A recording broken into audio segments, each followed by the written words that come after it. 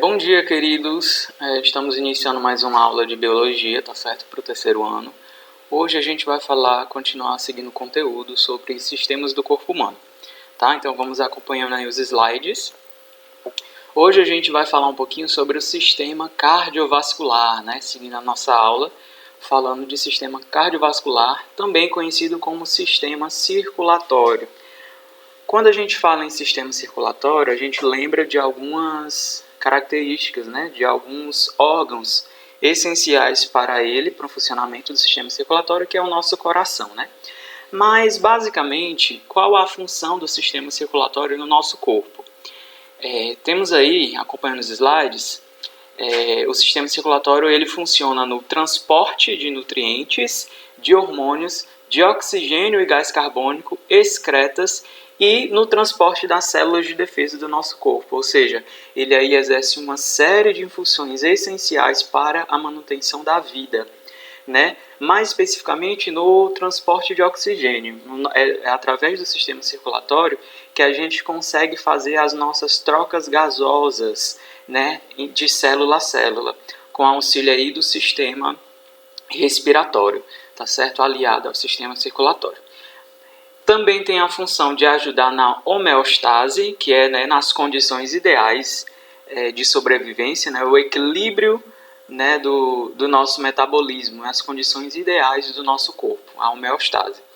E também participa da manutenção da temperatura do nosso corpo. É através também do sistema circulatório que nós conseguimos, né, controlar, manter a temperatura interna constante, impedindo aí as variações de temperatura.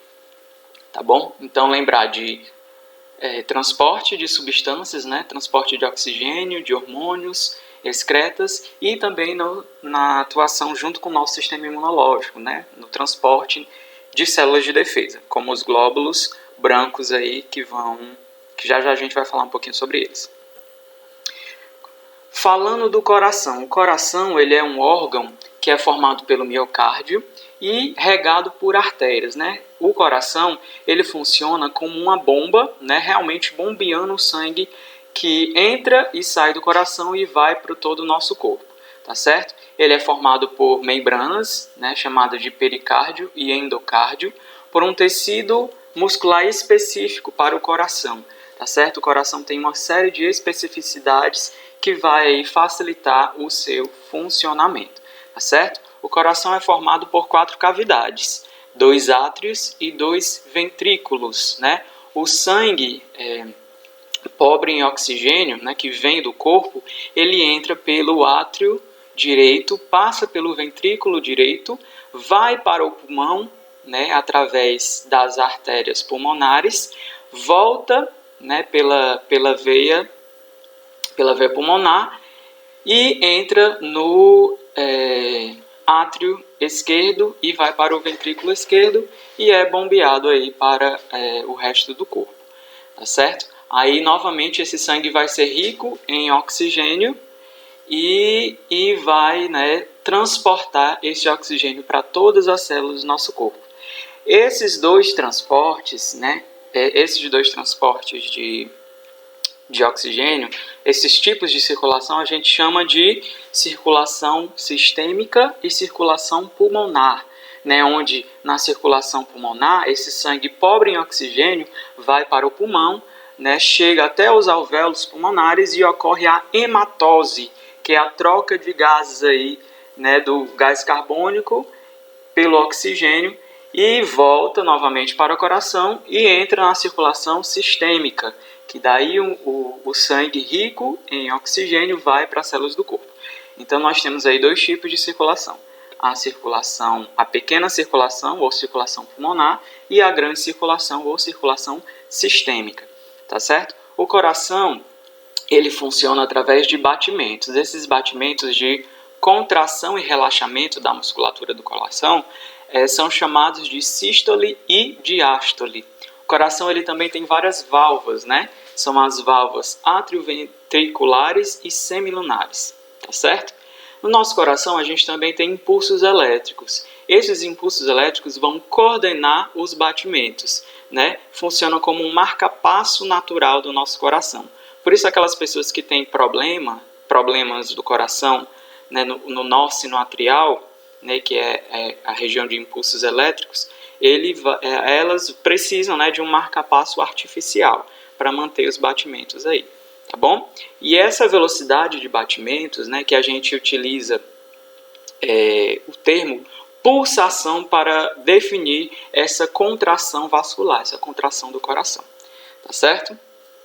Outro ponto importante do sistema circulatório é que, né, o nosso sistema circulatório ele funciona com túbulos, com o que a gente chama de vasos sanguíneos. Esses vasos sanguíneos são justamente as veias e artérias que se ramificam para todo o nosso corpo e podem, né, ficar cada vez mais finas, né, recebendo o nome de vênulas e arteríolas, até chegar nos capilares, que são as menores estruturas, né, os menores túbulos, digamos assim, do nosso sistema circulatório.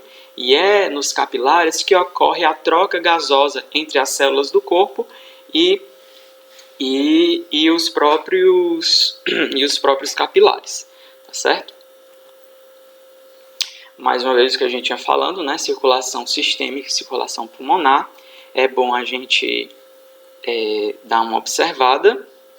Aqui a gente vê essa representação em azul que vocês veem na tela, é o sangue rico em gás carbônico, né, que vem da circulação sistêmica e vai em direção à circulação pulmonar, tá certo? E aí nos alvéolos pulmonares ocorre a hematose, a troca gasosa, onde o gás carbônico, né, vai para o pulmão e é expelido no processo respiratório, e o oxigênio é aderido aí nas hemácias, né, que são as células sanguíneas, e vão para a circulação sistêmica, tá certo? Pronto, basicamente seria isso. Outro ponto importante da gente falar, galera, é com relação ao que seria o sangue, né?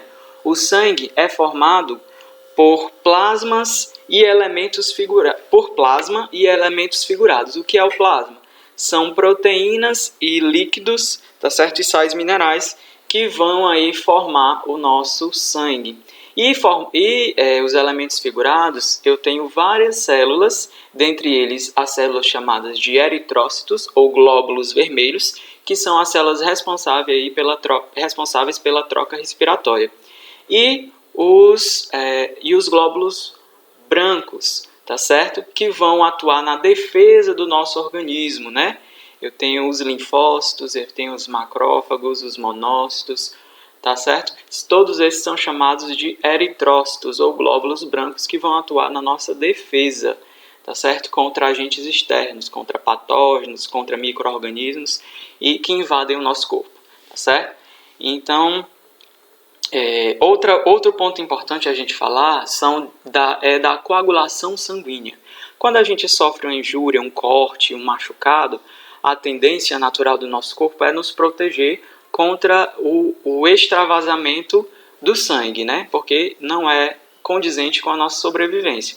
Então, o nosso corpo ele cria estratégias chamadas de coagulação, que vai proteger a região que foi ferida, que foi danificada, com o processo de coagulação, tá certo? Então, pessoas que têm doenças que afetam a coagulação sanguínea têm chances maiores de ter hemorragia, tá certo? E por isso a coagulação se torna tão importante para o nosso organismo, tá bom? Também vale a pena a gente mencionar. Tá, gente? Então é isso. Nosso resumo de aula por hoje fica aqui e eu vou dar uma dica para vocês lerem o nosso livro, tá certo? Sistema Circulatório. Tá da página 90, a partir da página 90, leiam, né, Sistema Circulatório, até a página 96, tá certo? Dúvidas eu vou estar tirando pelo Google Classroom ou pelo Aluno Online e qualquer coisa estamos aí, tá bom? Então, boa semana para vocês, estudem. Detalhe, façam os exercícios que foram passados, tá certo? Eu vou estar recebendo ainda os exercícios das aulas anteriores e é muito importante vocês fazerem para a gente ter uma avaliação, para a gente lançar uma nota, tá certo? Um bom dia, uma boa semana e até o próximo vídeo, tá bom? Tchau, tchau!